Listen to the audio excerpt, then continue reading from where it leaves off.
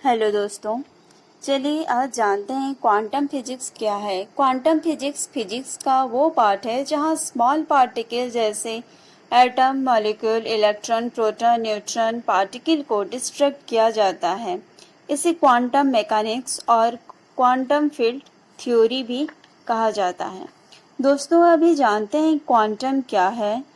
ऊर्जा के छोटे छोटे पैकेट को क्वांटम कहा जाता है। इसका फॉर्मूला है -E=hv, h=प्लैंक्स कांस्टेंट।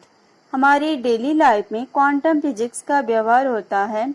टोस्टर में ब्रेड को सेकने के लिए भी क्वांटम फिजिक्स का व्यवहार होता है। क्वांटम फिजिक्स की बदौलत बन पाया है ये टोस्टर। पूरा computer world computer physics quantum physics पर ही बेस्ड है। क्वांटम फिजिक्स ना होता तो कंप्यूटर भी ना होता। टेलीकम्युनिकेशन को आसान बनाने में भी क्वांटम फिजिक्स का ही हाथ है। आज की जीपीएस ग्लोबल पोजिशनिंग सिस्टम को भी क्वांटम फिजिक्स की मदद से ही किया गया है। चलिए जानते हैं क्वांटम फिजिक्स कब और कैसे हुआ। 14 दिसंबर 1900 को मैक्स प्लैंक ने क्वांटम फिजिक्स की नींव डाली थी।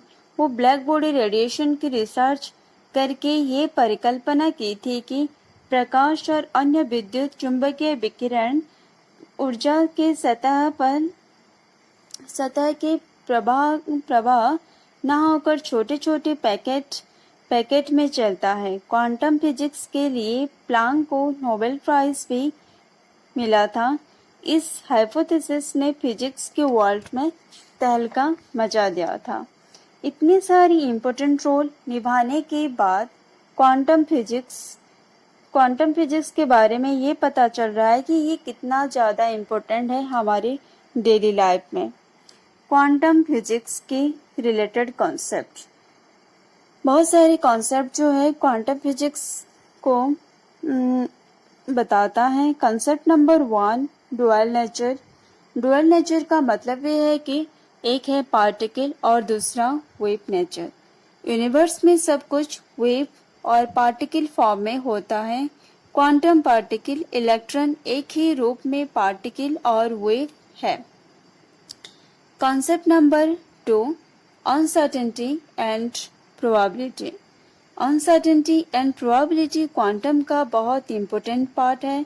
क्वांटम वर्ल्ड में बहुत छोटे पार्टिकल पाए जाते हैं, atoms, electrons and photons. Universe में किसी भी घटना घटित होने की प्रोबेबिलिटी 100% नहीं होता। सब कुछ अनसर्टेन होता है। Concept number 3, quantum entanglement. Quantum entanglement के अनुसार एक पार्टिकल पर किया जाने वाला क्रिया का इम्पैक्ट दूसरे पार्टिकल पर भी होता है। अलग अलग किया जाने पर भी दोनों पार्टिकल पर सेम इम्पैक्ट